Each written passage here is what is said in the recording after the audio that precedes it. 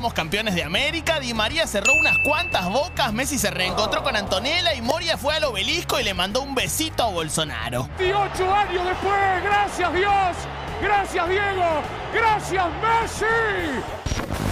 Otro día más en este hermoso y campeón país. Hoy en Fuego Amigo te contamos todos los detalles sobre la denuncia del gobierno boliviano a la gestión de Mauricio Macri por el envío de material represivo durante el golpe de Estado. ¿Se hizo de manera oficial o fue clandestino? El viernes, la Dirección General de Aduanas inició una investigación al respecto para determinar posibles delitos. Desde sus redes sociales, Macri desmintió por completo la denuncia y dijo que todo era falso. Además, criticó a Alberto Fernández por las disculpas públicas que envió al gobierno boliviano. ¿Y Patricia Bullrich dijo algo? Porque como ex ministra de Seguridad seguramente tenga algo que aportar. Sí, también publicó su descargo en redes y tampoco se hizo cargo de las acusaciones. Entonces, ¿cómo sigue esto? Quédate que repasamos todo con Fernando Oz, periodista argentino que vivió la represión en Bolivia en primera persona, y con Juan Grabois.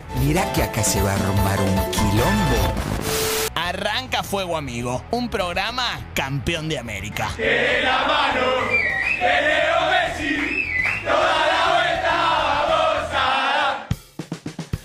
Hola, ¿qué tal? Buenas noches. Hermosa noche, ¿eh? Bienvenidos a Fuego Amigo. Bueno, en los festejos deportivos también tenemos que abordar los temas de la realidad nacional e internacional. En este caso, tema Bolivia, tema predominante, porque me parece que las cosas todavía no están saldadas ni mucho menos, ¿no? Encontramos ahí en el informe alguna explicación de Mauricio Macri a través de Facebook, alguna explicación también muy breve, muy sucinta de Patricia Bullrich, encargada del área cuando saltó a la luz este tema, y uno se pregunta si alcanza, si eso nos conforma respecto a lo que fue esta grave denuncia del gobierno boliviano respecto a lo que ha sucedido ahí, la provisión de munición bélica hacia ese país por parte de la Argentina en tiempos de Mauricio Macri, munición antidisturbios. Bueno, vamos a saludar al equipo para arrancar. ¿Cómo estás, Pablo? ¿Cómo estás, Eli? Buenas noches. ¿Cómo andan? ¿Cómo anda, Guido? ¿Cómo está esa garganta, no? Estamos más.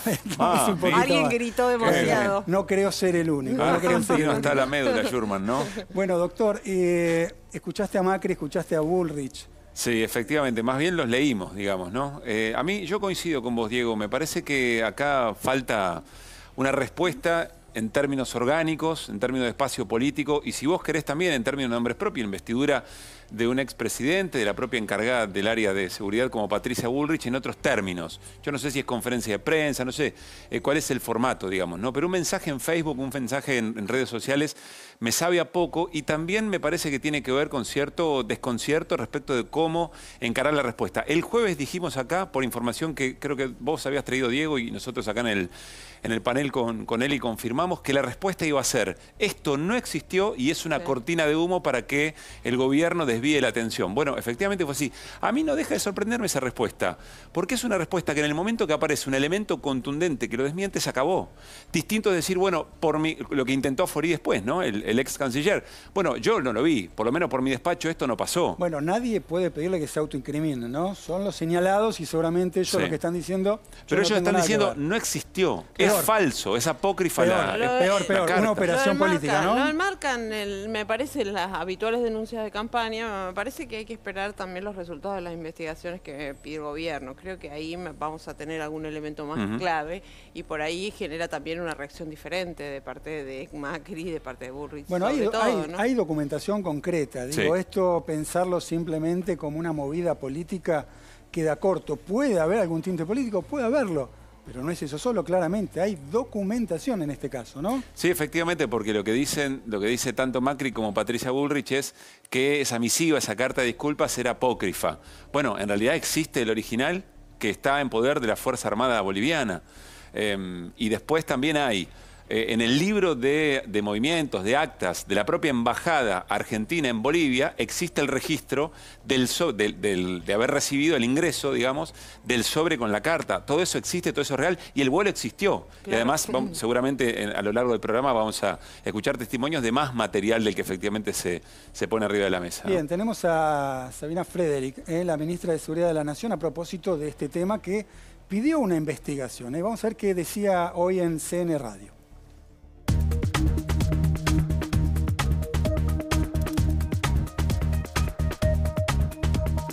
Una primera que sale el 11 de noviembre, donde se solicita la salida transitoria de pistolas, fusiles, chalecos antibalas, visores nocturnos y 1.300 cartuchos antitumulto. Pero encontramos dos notas más. La Gendarmería encuentra dos notas más, que son del 12 de noviembre del 2019, donde la Gendarmería, por orden de Otero, que era el comandante general en su momento, solicita la autorización para el envío a Bolivia en forma transitoria de 70.000 cartuchos antitumulto, 600 granadas antitumulto y 100 garrafas de gas pimienta. Sí. El gobierno de Macri puso varias dependencias del Estado para hacer posible este traslado. Eran municiones, aparentemente, por ahora parece que son de Gendarmería. Y hay información dentro de la Gendarmería que pudimos identificar en las últimas 48 horas que estaría confirmando el envío de estas municiones, y no de 40.000, de 70.000. Bueno, está documentado, se está investigando, los números no coinciden, pero hay otra investigación en curso a propósito de este tema, Pablo. Sí, efectivamente, y atención con las fechas que planteaba recién la ministra. El 10 fue el golpe, el 11 movilizaciones resistiendo el golpe y el 12 parte el avión, o uno por lo menos. Bueno, Aduana, la Dirección General de Aduanas, el viernes pasado abrió dos investigaciones. Una en concreto, lo que está investigando es el posible delito de contrabando. ¿Por qué? Porque efectivamente todo lo que sale de nuestro país tiene que ser declarado, pero además declarado para un fin determinado, con lo cual hay que investigar si ese fin se cumplió y si regresó o no regresó lo que salió del país, y si no regresó, por qué no regresó, en este caso munición, un elemento muy importante. Exportar armas a otros países se puede, pero claro, tiene que cumplir determinado tipo de requisitos, con lo cual eso es lo que se va a investigar. O sea, en principio esto estaba declarado, pero no con este propósito de entregárselo a Bolivia. Bueno, esto es lo que se está investigando. Se va sustanciando, digámoslo así, el delito de contrabando. La otra investigación que se abrió también es en función de cada uno de los funcionarios y funcionarias, si cumplieron con los procedimientos que se tienen que cumplir para este tipo de cuestiones. Novedades en los próximos días, esta semana misma. Bien, ¿vos querías agregar algo, Belén? No, me parece absolutamente terrible. Claramente, aparte, es muy probable que no se haya declarado ese armamento que se Bueno, o la finalidad, o con qué argumento sale. Y estamos hablando de contrabando de armas. Para la República Argentina, dos cosas. Primero, muy sostener... sensible. Muy sensible en ese mismo sentido. Y por otra parte, no olvidemos, está el gobierno argentino sosteniendo la posibilidad de un golpe de Estado que negó y que sigue negando, porque en la carta o en el comunicado de Mauricio Macri, no sé cómo llamar un mensaje de Facebook, sigue negando la existencia del golpe. Dice, cuando Evo Morales se va del país, se fuga o sale después de las irregularidades. En la cumbre del Mercosur, Macri hablaba de la presidenta electa por años, claro. Digo, para dar un poquito de contexto de lo que se pensaba de lo que efectivamente fue un golpe contra Evo Morales. Pero a propósito de ese golpe, han pasado muchas cosas en Bolivia. Vamos a tratar un poquito de recomponer esta historia, darle un poquito de contexto a esta situación que acaba con esta denuncia formal contra el gobierno de Mauricio Macri. Lo hacemos de esta manera.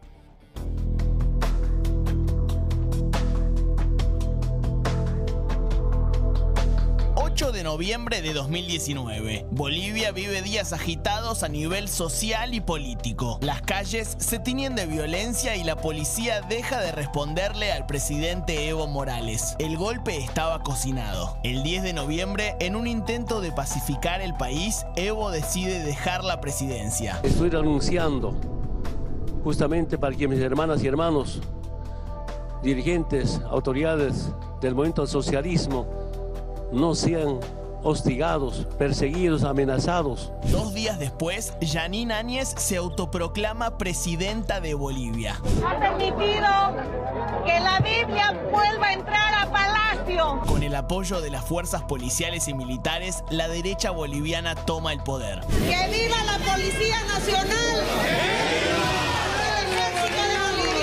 Según consta en documentos oficiales, el 13 de noviembre el gobierno de facto boliviano agradeció al entonces presidente argentino Mauricio Macri el envío de material represivo. Mientras Evo Morales lograba escapar de su país para ser asilado en México con gran ayuda de Alberto Fernández, el gobierno de Áñez se preparaba para sus días más sangrientos. La violencia policial y militar contra una manifestación pacífica de cocaleros en Sacaba dejó 8 muertos y cientos de heridos. El 19 de noviembre, Bolivia vive su jornada más violenta. Es el día conocido como la masacre de Sencata. Mientras tanto, en Argentina, Mauricio Macri le hacía este pedido a Alberto Fernández. Como presidente electo, que asumirá el 10 de diciembre, espero que oficialice la labor que está llevando la presidenta electa. Un año después, Bolivia logró restaurar el orden constitucional y el MAS volvió al poder con Luis Arce a la cabeza. Se sembró muerte, miedo y discriminación. Se recrudeció el racismo y se usó la pandemia para prorrogar a un gobierno ilegal e ilegítimo. Jeanine Áñez terminó detenida por ejercer violencia contra su pueblo. La colaboración del gobierno de Mauricio Macri con material represivo pone a Argentina en el lugar de cómplice de un golpe de Estado contra un gobierno democrático. Y en el país del nunca más, esto no se puede aceptar. Bien, ahí escuchaban la palabra masacre, ¿no? Esto es una palabra que no es un capricho de nadie en particular, así lo definió la Comisión Interamericana de Derechos Humanos. Y escuchamos también a Macri hablar de presidenta electa respecto a Áñez, en algún momento que había generado polémica respecto a lo que fue claramente un golpe de Estado. Pero vamos a presentar y a saludar a Fernando Oz, que es periodista argentino y que estuvo de cuerpo presente en esa masacre. ¿Cómo estás, Fernando? Buenas noches. ¿Qué tal, Diego? ¿Cómo estás? Buenas noches. Bien, bien. Contá un poquito, estamos tratando de darle un contexto a todo lo que está pasando aquí en la Argentina con esta denuncia de Bolivia hacia el gobierno de Mauricio Macri. Contá lo que viviste esos días allí. Bueno, lo que comenzaste diciendo de entrada y que no fue un capricho, ¿no? Viví una masacre, ¿no? Casi por casualidad. Que realmente no fue un acto heroico ni nada por el estilo. De casualidad logré pasar diferentes checkpoints del ejército y de la policía y llegué a Sencata justo cuando se estaba desatando la masacre que tuvo 10 muertos, 10 muertos que pude ver, y de esos 10, 4 murieron prácticamente en mis manos. Algunos intenté ayudar de una manera con primeros auxilios, pero bueno, no se pudo y murieron, ¿no? ¿Tuviste alguna ayuda de la embajada? ¿Buscaste, requeriste alguna ayuda en ese contexto de tanta urgencia? Sí, sobre todo a la noche, con diferentes colegas. Ellos se comunicaron con la embajada. Posteriormente logré, desde el lugar en que estaba, logré comunicarme con la embajada, y la respuesta de la embajada fue: esa zona está peligrosa, está cerrada y no podemos hacer nada. Después uno de los integrantes del consulado argentino me dijo: simplemente escondete, cuídate y mañana vemos qué podemos hacer. Obviamente no hubo mañana, no hubo ningún tipo de ayuda. Vos en algún momento dijiste que por las noches dormías en los mismos colchones donde habían depositado algunos de los muertos de esa masacre. ¿Es correcto eso? Sí, es correcto. Éramos solamente 2 periodistas que estábamos ahí. ¿Por qué? Porque había un cerco alrededor de Sencata. Estaba junto con Narciso Contreras. Él es mexicano, estaba trabajando en ese momento como reportero gráfico para una agencia francesa. Había rumores, porque nosotros lo que hicimos fue transmitir prácticamente en vivo lo que estaba ocurriendo, la llegada de los heridos, los muertos, los tiros, Entonces, la versión que se corría era que nos estaban buscando. Entonces, la gente de Sencata, los vecinos de Sencata, deciden escondernos. El primer lugar era en la capilla, pero era imposible, no se llegó a un acuerdo y terminamos escondiendo, nos esconden dentro de un centro cívico que estaba en plena construcción. Nos meten en una habitación que no tenía ventanas y ese centro cívico había sido utilizado como una especie de sala de primeros auxilios donde llevaban los heridos y bueno, donde también fallecieron algunas personas en ese lugar, y se iba acumulando los muertos en unos colchones que estaban en el piso, y por la noche utilizamos esos mismos colchones para acostarnos, y la gente nos trajo frazadas y bueno, dormitamos un poco, digamos, no es que nos pusimos a dormir, no era un momento bastante complejo como para poder conciliar el sueño, ¿no? Hola Fernando, buenas noches. Quiero preguntarte, en el momento de la represión, vos sabés que lo que se está investigando es el envío de munición antidisturbio, que en principio no es letal, pero bueno, quiero preguntarte qué rol ocupó en esa represión este tipo de munición. Recuerdo también algunos relatos de la misma manera que ocurrió en las represiones en Chile, que se apuntaba a la cabeza, que se apuntaba a los ojos, una enorme cantidad de personas heridas de esa manera. Pero ¿qué rol ocupó la munición antidisturbio del momento de la represión que vos lamentablemente atestiguaste?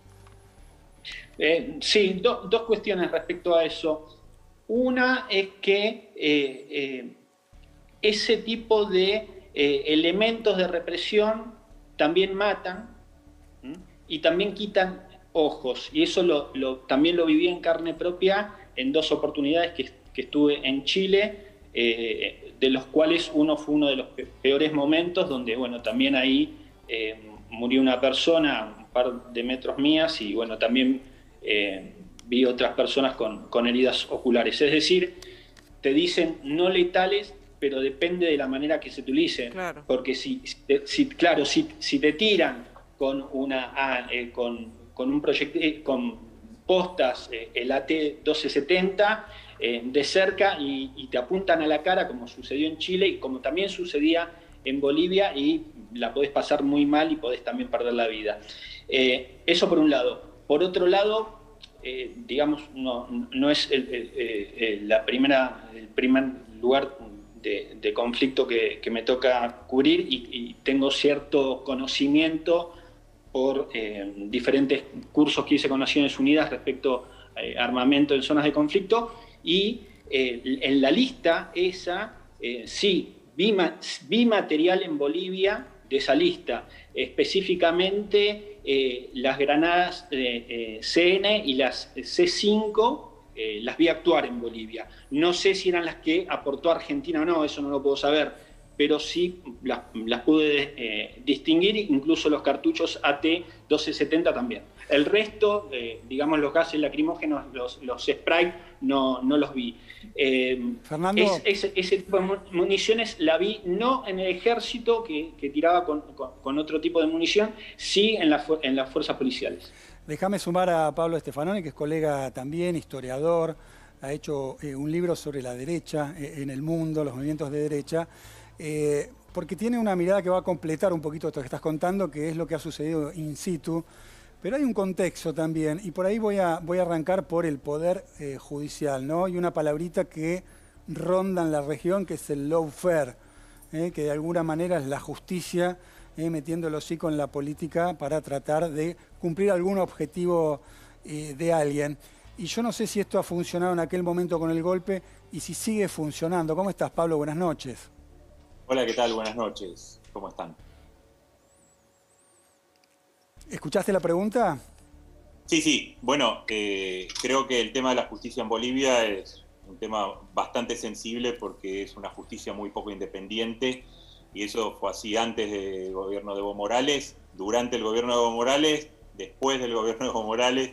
Es un problema que es bastante generalizado, la poca independencia del Poder Judicial, el poco peso propio de los jueces, y eso hace que en los cambios políticos se den cambios muy bruscos también en la forma que se enfocan las causas judiciales. Lo vimos cuando cayó Evo Morales, fue acusado de varios delitos, ¿no? Incluido sedición, terrorismo, etcétera. Y cuando volvió el MAS al poder, se eliminaron todas las causas y cambió el viento judicial. Y eso es un tema que, sí, obviamente, si uno mira las encuestas en Bolivia, el Poder Judicial está muy desprestigiado. El gobierno de Evo Morales intentó una reforma judicial que incluía el voto, la elección por voto de algunos jueces de los tribunales del país. No funcionó, fue muy complicado implementarlo. Y ahora, bueno, se enfrenta a lo mismo, ¿no? La mega causa del golpe de Estado, creo que sí, debería evitar este tipo de delitos a veces muy genéricos de sedición. Eso te quería preguntar, etcétera. eso te quería preguntar, Pablo, porque cuando fue detenida Áñez, ¿en algún momento le indicaron la responsabilidad en la masacre de Sencata o fue, como decís vos, en términos genéricos por el golpe? No, lo que pasa es que el problema es que Yanine Áñez fue detenida por la causa de golpe de Estado, para ser juzgada por los delitos que tuvo bajo su presidencia, las masacres que ustedes comentaban. Se necesita un juicio de responsabilidades. Para eso se necesitan 2/3 del Congreso. Entonces, en realidad, los delitos que se le atribuyen a Yanine Áñez ahora y por los cuales está detenida no tienen que ver con los delitos que pueda haber cometido siendo presidenta, sino antes de ser presidenta. O sea, por eso es que se la acusa de haber sido parte de la conspiración del golpe. Esos son los delitos más débiles, porque en verdad, cuando ella asume, ya estaba más o menos concretado todo eso que derivó en el derrocamiento de Evo Morales, y se trata de aplicar ahí una jurisprudencia que fue muy polémica en Bolivia para que pudiera asumir no estando en la línea de sucesión constitucional y sin que el Congreso haya aceptado las renuncias de Evo Morales y el vicepresidente García Linera. Pero en verdad eso debe quedar claro, porque a veces se mezcla en realidad, ¿no? Para ser juzgada por estas masacres que ustedes están comentando se necesita un proceso de responsabilidades, y ahí se necesita que algún sector de la oposición lo apoye, porque el MAS no tiene 2/3 del Congreso. Ahora, Pablo, ¿a vos te sorprendió esta información de estos últimos días, de esta denuncia del gobierno boliviano respecto a un eventual apoyo del gobierno de Macri al golpe y la provisión de material antidisturbio? No es tan sorprendente, porque en realidad también se sabía que Ecuador había mandado material antidisturbios, y por otro lado este tema de los materiales antidisturbios es un gran problema para los exfuncionarios del gobierno transitorio. El hombre fuerte del gobierno de Yanine Áñez, Arturo Murillo, que fue el ministro encargado de llevar adelante la represión contra el movimiento del socialismo, y los exfuncionarios de Evo Morales, está preso en Estados Unidos precisamente por una acusación de corrupción vinculada a la compra de este tipo de materiales y el pago de sobreprecios unos días después de la llegada al gobierno de Yanine Áñez y de él como ministro de gobierno, o sea, ministro del Interior. Y él se exilió en Estados Unidos y ahora está preso ahí, detenido, porque este supuesto acto de corrupción en la compra de materiales antidisturbios se habría hecho con sobreprecios, y hay ahí una empresa norteamericana. Entonces la justicia estadounidense investigó esto con independencia de Bolivia, ¿no?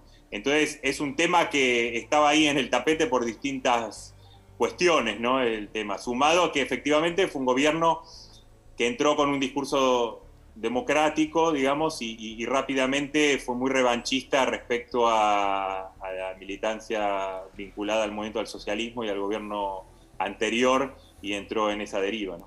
Hola Pablo, buenas noches. En este contexto, ¿cómo caracterizás la definición que da el expresidente Mauricio Macri de los golpes de Estado y un nuevo modo de los golpes que él caracteriza como infiltrar dentro de un gobierno electo democráticamente para ir deslegitimando, digamos, o quitándole institucionalidad a las democracias, y este episodio? Sí, es una larga discusión que habría que ver cómo llega esta crisis a Bolivia. Yo creo que hay un momento que es el referéndum 2016, donde se plebiscita la posibilidad de reelección. Evo Morales pierde ese referéndum y pese a eso insiste en la posibilidad de reelección. Eso va debilitando en muchos aspectos al gobierno y le permite a la oposición levantar la bandera democrática que hasta ese momento no había sido posible, pues el MAS ganó todas las elecciones de manera con muchísima diferencia de votos y en general con más del 60%. Con lo cual Evo Morales llegó a la elección de 2019 más debilitado que en las elecciones previas y con menos legitimidad, porque una parte de Bolivia no reconocía su posibilidad legal de postularse. Eso termina complicándose aún más con la propia elección, las denuncias de fraude, etc. Hasta ahí las denuncias de fraude eran llevadas adelante y las movilizaciones por Carlos Mesa, que era el que había quedado segundo, el expresidente Mesa. Claro. El tema es que ahí empieza a haber un cambio que hace que Mesa queda desplazado de esas protestas y empieza a asumir protagonismo otra ala mucho más radical y más vinculada a la extrema derecha, que es la de Luis Fernando Camacho, hoy gobernador de Santa Cruz.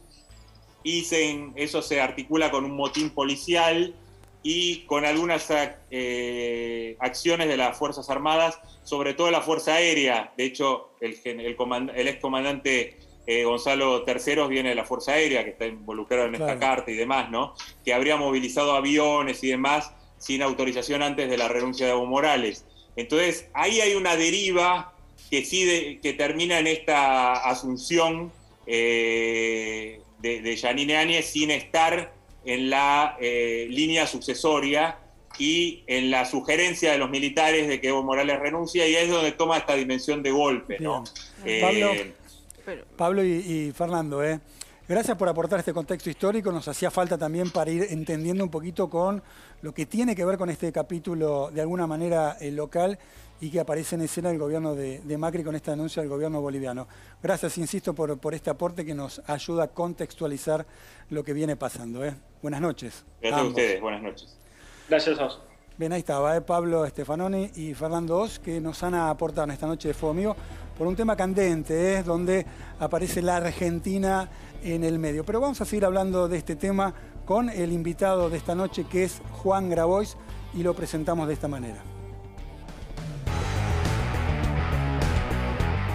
No le vinieron aquí a ver si baratean un poco la droga. Aquí hay otro mierda, ¿verdad? ¡Viva la patria grande! ¡Ya te la culo, cabrón, hijo de puta! ¡Ganada! Aquí es política, aquí. Aquí es política, aquí mierda. Y vas a ver cómo teníamos. Aquí es política, ¿cuál es el problema? Está haciendo política con la policía. Llevémoslo. Es prohibido hacer política. Es prohibido hacer política. No podés hacer política, ¿entiendes? No podés hacer política. Nadie te va a tocar en mi país. Te va a tocar aquí, carajo. La policía. Entonces no. Date tu país, maldito.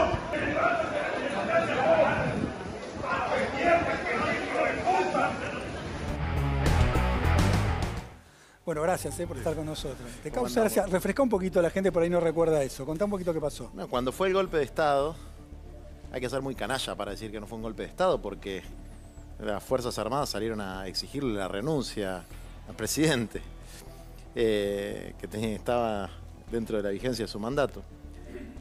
Nosotros organizamos, junto a un montón de dirigentes sociales, movimientos de campesinos, de derechos humanos, un viaje, una misión de observación de las violaciones de derechos humanos y de apoyo a los que estaban siendo perseguidos, ¿no? Entonces fuimos ahí sabiendo que era un escenario complicado, pero nosotros, particularmente mi generación, creció con la convicción de que si no hay unidad latinoamericana, que si la patria grande no está junta, no hay forma de desarrollar nuestros países y que hay que ir a poner el cuerpo en este tipo de situaciones. Así que cuando fuimos, nos recibió una comitiva de las Fuerzas Armadas, nos trataron muy mal, después nos hicieron pasar por ese pasillito de la humillación. Nos pasó algo muy parecido en Colombia después, no son originales. Ni casualidades, ¿no? No son casualidades, no. No, bueno, esa era gente que habían mandado. Y después estuvimos en el Alto, que es un poco la zona más popular, donde obviamente la gente nos recibió muy bien, nos trataron muy bien. Y venían a vernos, me acuerdo que venían a vernos dirigentes de organizaciones sociales, dirigentes políticos, bueno, Salvatierra, que era una diputada joven que estaba en la línea de sucesión, prácticamente escondidos, ¿no? En los baúles de los autos, etcétera, porque el nivel de persecución era tremendo. Habían metido preso cualquier cantidad de dirigentes y muchos estaban refugiados en las embajadas, ¿no? Incluida en la casa del embajador argentino había un ministro de Evo Morales.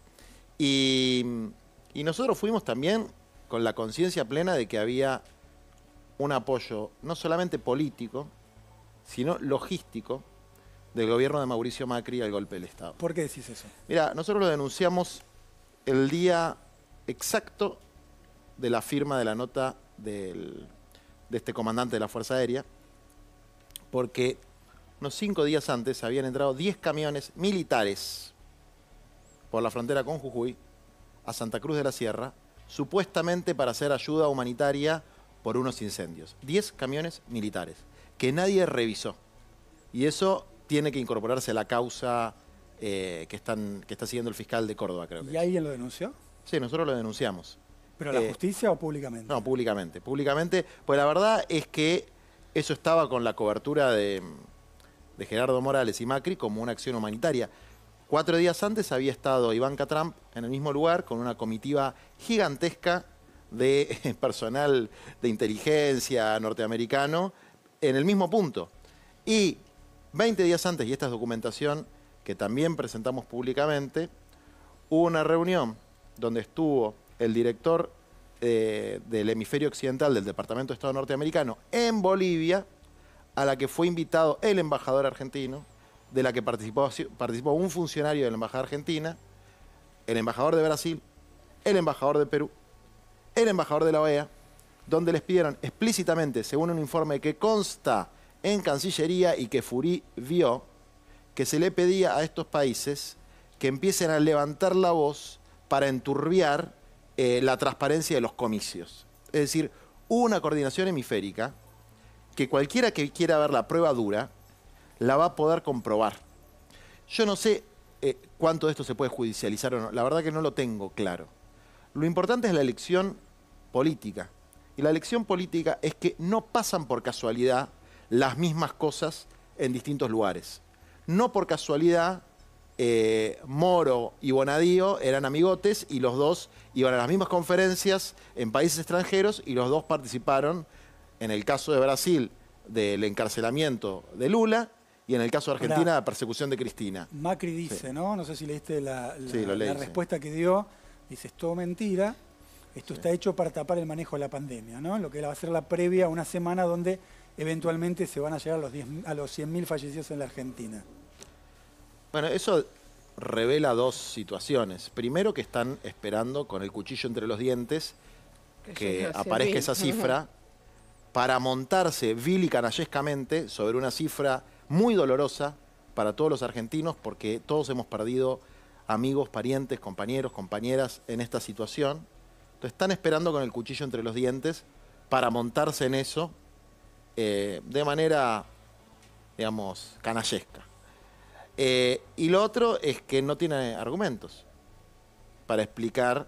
De hecho, en su propio descargo, sí, valida la posición que la historia reciente demostró falaz, de que no hubo golpe de Estado, de que ahí hubo un procedimiento normal y que la OEA y qué sé yo qué cosa.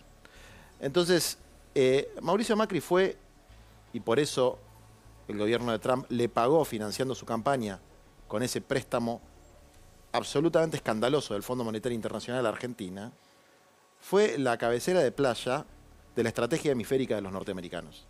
Más que de los norteamericanos, perdón, del gobierno de Donald Trump, que tenía que ver fundamentalmente con destruir los movimientos nacional populares latinoamericanos, lo que ellos llaman el populismo, sí, no a través de victorias electorales, sino a través de distintos mecanismos prácticamente de guerra híbrida, ¿no? Que incluyen operaciones de prensa, fake news, manejo de redes sociales, militares, represión y fundamentalmente la quinta columna, que es el poder más mafioso que existe en nuestra América, que es el Poder Judicial. Diego, agrego dos sí, cositas muy importantes dale. a lo que dice Maita, el canciller boliviano el otro día, habló de Plan Cóndor, o de la idea de Plan Cóndor en términos de sistematización y de coordinación. Y dos elementos que no pueden quedar afuera. Primero, la negativa del gobierno de Mauricio Macri a que el avión que le salvaba la vida, enviado por López Obrador a Evo Morales no pudiera repostar en la Argentina.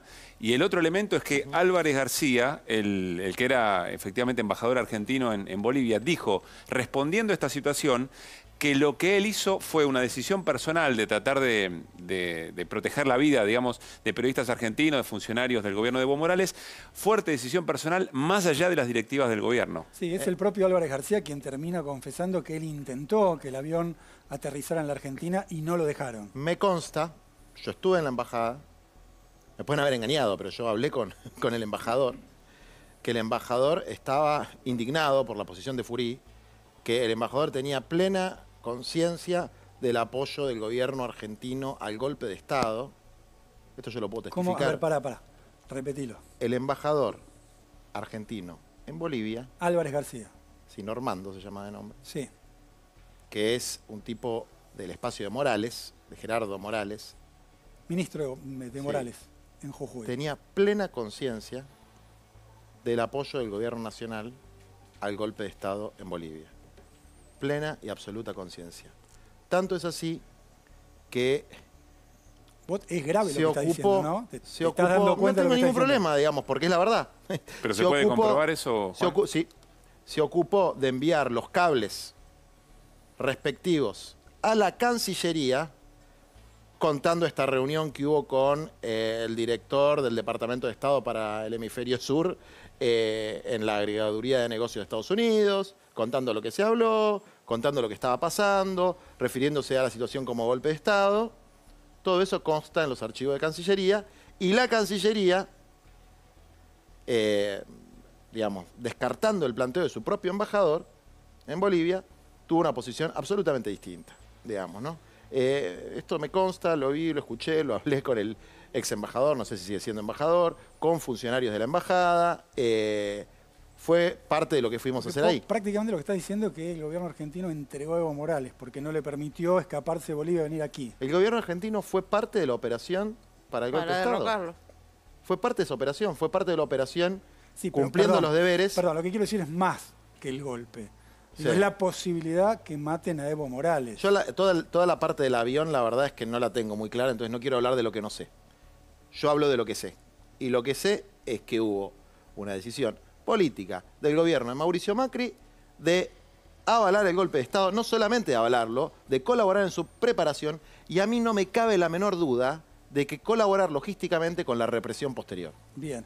Abrís una ventanita cuando estabas hablando del tema Bolivia, en el vínculo del gobierno de Macri con el Fondo Monetario, y hace unos días dijiste, dependemos del fondo. Sí. Somos un país dependiente. Pero traducilo políticamente, ¿qué quiere decir? ¿Que no tenemos margen para qué? No, somos un país dependiente y para romper la dependencia hay que tener el coraje de luchar por la independencia. Entonces, en general en las discusiones políticas... Pará. Vamos a hacer el paquete completo, porque si no se entiende. Vos dijiste eso y dijiste, no me gustó Guzmán con Lagarde. No, me pareció... En el encuentro que tuvieron el otro día. Me pareció espantoso. A ver, yo soy parte del Frente de Todos.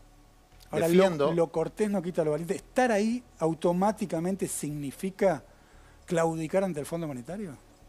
Mira, ¿cómo podés estar con quien firmó la sentencia de muerte de tu país y no decirle respetuosamente lo que sucedió en la Argentina? Su pacto con Mauricio Macri fue un certificado de muerte para nuestro país. Nos endeudó en 44.000 millones de dólares y usted sabía, y quienes eran sus jefes sabían, que eso era una estafa. Bueno, a mí la verdad es que no me parece que es un problema de cortesía. Es un problema de responsabilidad política. Y entiendo que existen personas dentro del gobierno, dentro de la coalición política a la que pertenecemos, dentro del mundo de la política en general, que piensa que los problemas se arreglan con buenos modales y no planteando las cosas como hay que plantearlas. Pero Juan, Alberto Fernández le planteó permanentemente que la situación de endeudamiento era corresponsabilidad del gobierno de Mauricio Macri y del Fondo Monetario Internacional. Sí, por eso me extraña, y el mismo día él dijo que no iba a claudicar y yo le creo. Por eso me extraña y me resulta feo como argentino que el Día de la Patria haya estado nuestro ministro, mi ministro, el ministro del gobierno que yo voté, por el que yo milité, con la autora material de la mayor estafa de la historia argentina y no se lo haya dicho. Yo creo que eso no se hace, digamos. uno no se sienta a tomar té con masas con una persona que hace una cosa de estas características. Yo no estoy de acuerdo con esos modales que no marcan con claridad. Pero pará. Que no marcan con claridad que nosotros queremos dejar de ser una semicolonia y ser un país independiente donde no sean ellos quienes dicten nuestra política económica. Vos tenés una consideración muy mala del gobierno de Macri, ¿correcto? Pésima. Y de Guzmán. ¿Vos no te sentabas con Carolina Stanley a negociar? Pero no tiene nada que ver una cosa con la otra. Quiero decir, vos te sentás. Sí, pero eso no fue una negociación. Bueno, vos negociabas con ella. Pero yo negociaba con ella. Y Guzmán tiene que negociar con Cristalina. Pero esa no fue una negociación. Eso fue otra cosa. El tema es el nombre propio, es Lagarde. No, el tema no es el nombre propio. No simplifiquemos las cuestiones. Era la oportunidad a Lagarde, ¿por qué la sacaron del Fondo Monetario Internacional? ¿Por lo de Argentina? Sí, obvio. ¿Por qué la van a sacar? La sacaron por lo de Argentina. Era la oportunidad para plantear, hicieron el recambio para decir esta nueva administración del FMI no tiene nada que ver con la anterior. Entonces, bueno, con esa administración tenés que negociar desde la posición de fuerza que te permite saber que hubo una estafa, que no es la posición oficial del Ministerio de Economía, que debería serlo. Es decir, acá no hay un problema deudor-acreedor. Acá hay un problema estafador-estafado. Y en esa posibilidad no se aprovechó una tribuna internacional para plantear algo que es una necesidad de la Argentina y de todos los países entonces Guzmán subordinados a eso. ¿Se corta solo, Guzmán? No, esto estuvo mal. Porque ¿sabes lo que pasa? Pero que hay un problema. decisiones por sí solo. Digo, No, si vos decís no sé que si es una Alberto... decisión o no. ¿Por qué digo que estuvo mal? A ver, es infinitamente mejor ministro de Economía que todos los que estuvieron con Macri, y el gobierno del Frente de Todos es infinitamente mejor que el gobierno de Macri. Pero hay algunas cosas que en el contrato electoral que firmamos en 2019 estaban muy claritas. Y era, con el fondo está todo mal. El fondo nos estafó. El fondo nos hundió. Con los 44.000 millones de dólares no se construyó ningún hospital, ninguna escuela, ninguna autopista, ni se resolvió ningún problema de los argentinos. Se fue toda la fuga. Perdón. Entonces hay que luchar. ¿Son los intereses de ellos, del 1%, de las minorías, de los fugadores, o los de todos? Que los incluyen a ellos también, pero no siempre adelante de la fila llevándosela toda. Entonces, ¿qué es lo que yo estoy planteando? No es solamente una cuestión de formas, es una cuestión de cómo se plantea la negociación. Y la Argentina tiene que resolver el problema de la deuda no solamente con dignidad desde una perspectiva ideológica, de una perspectiva pragmática, haciendo lo que le conviene al país, que claramente no es reconocer que ese acuerdo de Macri fue un acuerdo así nomás, ahora, bien hecho. Vos todo el tiempo, Juan, hablás de esto es una crítica muy concreta al gobierno de Alberto Fernández a través de esta gestualidad de Guzmán. Pero el otro día dijiste algo que me hiciste acordar otra cosa. Vos hablás de un gobierno, un gabinete muy blanco.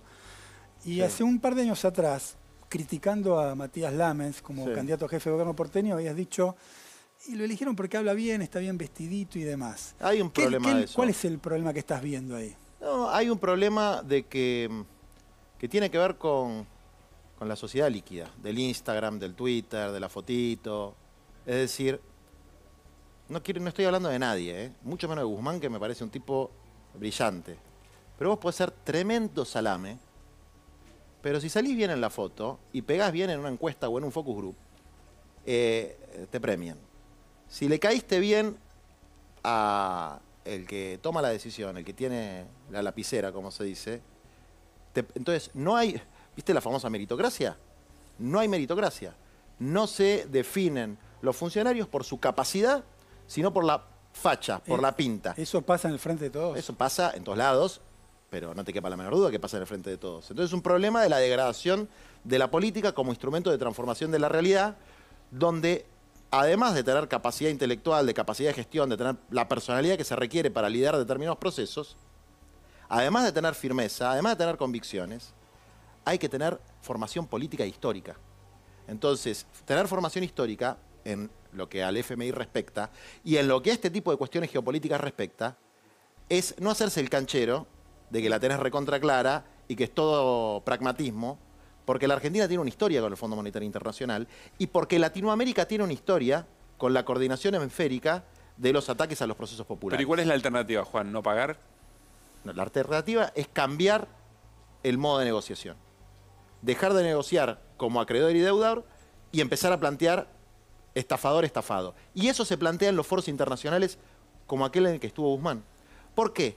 porque nosotros tenemos que dar una pelea internacional para plantear que el fondo es un ariete de dominación financiera que nunca le hizo bien a ningún país, que nunca ayudó a nadie, que nunca hizo feliz a ningún pueblo, que nunca cambió la realidad de ninguna persona, pero que tiene mucho poder porque representa intereses. ¿O qué? ¿Es un club de amigos donde ayudan a los países pobres? Déjame hablar de la contracara, de los excluidos. Este año no hay IFE, no hay ETP. No sé si hay salario básico universal, si es la solución. Es parte de la solución. ¿Sabes cuánto le pagamos al fondo? 2.000 millones. ¿Sabes cuánto le tenemos que pagar el año que viene? Bueno, depende de las negociaciones. Entonces, las negociaciones de lo que se le paga al fondo tienen impacto directo. Para tener salario universal en la Argentina necesitamos 4.000 millones de dólares. Los de que te manda el fondo. Pero es menos de lo que ellos pretenden que les paguemos. ¿Y el costo son votos? ¿El costo de qué? ¿De que no haya todo eso que yo te dije?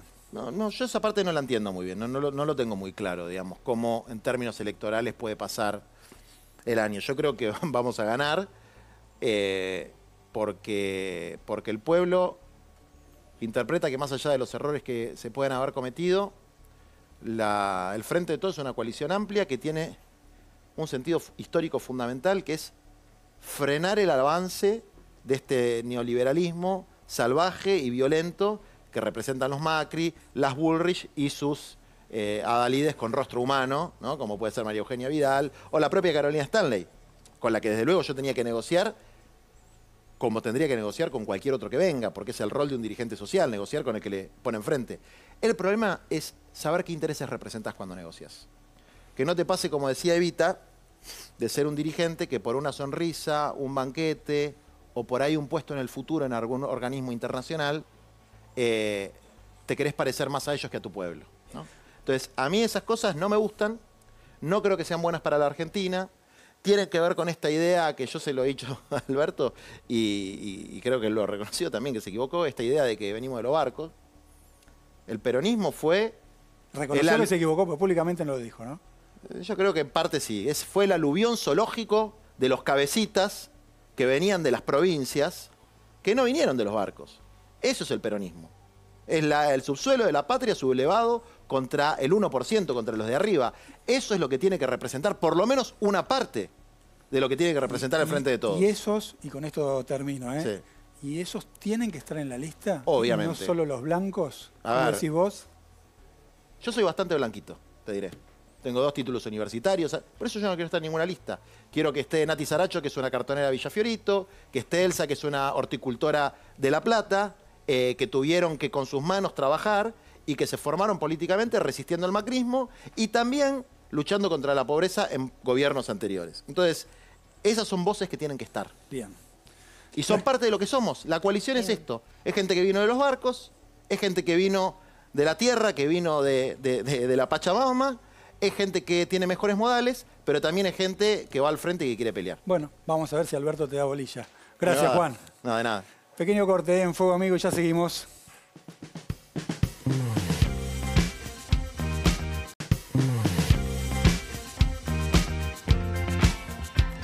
Bien, y en la sección habitual que tenemos los domingos, ¿quién disparó esta frase? Maya Cop.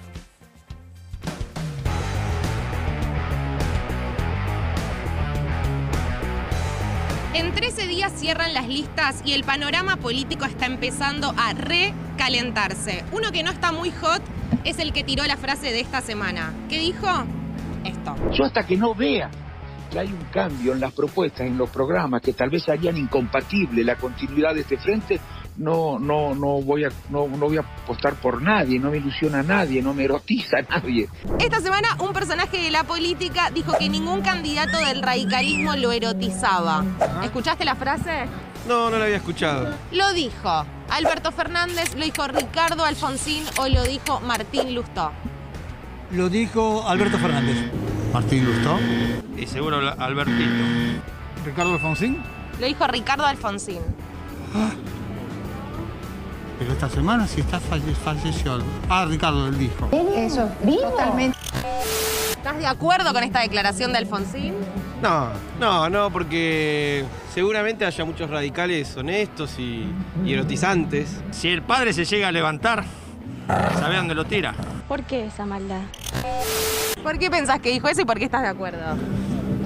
Porque no vale nada un radical. Se dio cuenta, finalmente, y se fue para donde tenía que ir. Para fantasear, te digo, noche, vino, música piola, tranquila. ¿Qué personaje de la política te erotiza? ¿Te gustaría que venga caminando por ahí? Malena. ¿Te pones celosa? No.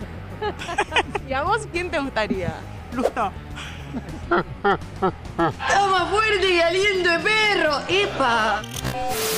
Qué buena pregunta, la verdad que es muy interesante. En el erotismo hay encuentro, hay búsqueda por estar con el otro. En todo caso, digamos, las movilizaciones populares pueden ser erotizantes. Me erotiza a mucha gente, sí, sí.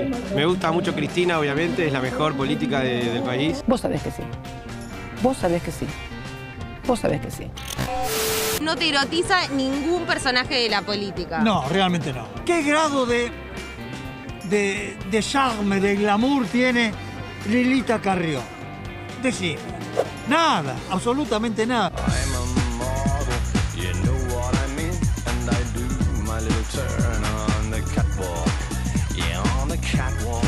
¿Y a vos? A mí depende en qué plano, algunos sí. Nómbrame uno, por favor. Y yo una cena con Guado de Pedro tendría. Está bien, acepto.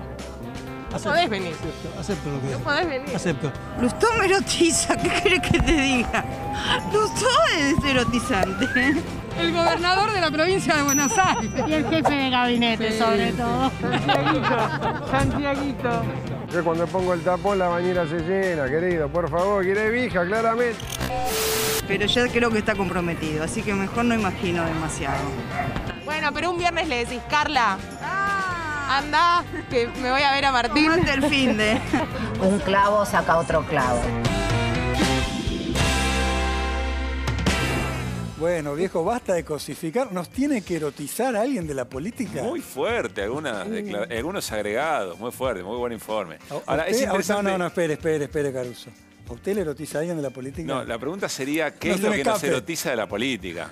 A mí un buen parlamento, un discurso, un buen argumento, en el momento justo me erotiza, sí. Hizo más cintura que el burrito Ortega, ¿no? Estamos hablando de la política. Sí, de la política a mí de me los erotiza políticos, eso. ¿Te erotiza algún político? Hay dirigentes políticos que en términos físicos, en términos más sexuales, digamos, puede ser una bomba y después abren la boca y decir nada. Sí, eso ya lo sabemos. No me esquive la pregunta, Caruso. ¿Me repite la respuesta? ¿Alguna chica, alguna política que le parezca sí, pero atractiva? no lo voy a decir. Bien, usted...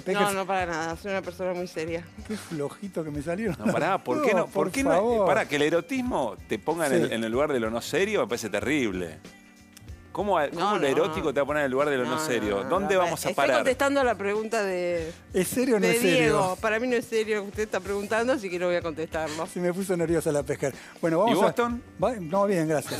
Acá andamos. Vamos al fuego amigo del día. Es un té, vale. Un té, qué viejo, por favor. Y yo voy a adelantar el resultado, 5-0. El resultado, levanto la mano y digo 5-0. Bueno, es un fuego amigo porque lo quemó 5-0. Qué ganas, ¿no? De anticipar un resultado y quemarse 5-0. Le pifió fiero, ¿no? Sí, sería bueno poco erotizante. Que diga qué se siente, digamos, ¿no? No. Que diga qué se siente. No. Debe haber dicho eso, de haber dicho una eso. canción tan lejana a la realidad como esa no hubo. Me encanta la canción. Me vuelvo loco. Es espectacular. Y la pudimos cantar 2 veces. ¿Te das cuenta? Y nos quedamos así afónicos, ¿no? Sí, ¿Festejaron ustedes? Con los recaudos. Bueno, todo un tema, ¿no? Los criados. Bueno, el tema, ¿no? Yo no quiero ser pájaro. Bueno, nada, yo sé que es muy antipático decirlo. Espantoso lo del obelisco, lo lamento, lo tenía que decir. Y en esto va a coincidir Cata de Liga, que la vi en redes. Acá están los Cata fans, que me están volviendo loco. ¿Dónde está Cata? Mañana vuelve Cata, le mandamos un beso a todos, la extrañamos, pero mañana va a estar acá con nosotros. La crítica de Catalina. Poné de nuevo la foto del obelisco. Pero pará, fue en cada ciudad del país mirá esto, lo que es eso. Sí, pero no está bien. En Rosario también. Y festeja tu cuadra. No, pero lo que... No hubo un error, y acá meto una pica, no nos va a dar tiempo para extendernos. Las autoridades nacionales sanitarias y las locales también ¿no tendrían que haber profundizado un mensaje en estas últimas horas antes del partido para que la gente no festeje así? Hoy a la mañana también, cuando llegó el avión con la selección y los micros se trasladaron a Ezeiza, tardaron 2 horas. Muchachos, organicemos una caravana en autos, con banderas, digan, bueno, el obelisco por allá, un circuito, lo que sea. Ahora, seamos sinceros, si salía alguna autoridad, yo estoy de acuerdo, si alguna autoridad salía a decir, si salimos campeones, ¿no festejemos? No, festejemos, pero, ¿no? Insisto, festejemos adentro de los autos, hagamos un circuito, lo que sea. Pero la verdad que después, ¿cómo justificás? Sí, salió Goyán, ¿no? Salió el ministro de la Provincia de Buenos Aires a decir que... Muy enojado. Lo dijo de una manera muy diplomática, pero diciendo que no le parecía correcto esto que había pasado, cosa que a mí, eso que dijo Goyán, me parece correcto en este caso. Bueno, nos tenemos que ir, ¿eh? Nos reencontramos mañana a las 11 de la noche para hacer otro Fuego Amigo con ustedes. Le agradecemos, como dice Cata, a todos, a todas, y lo dejo a ustedes, muchachos. Y a todos. Chao.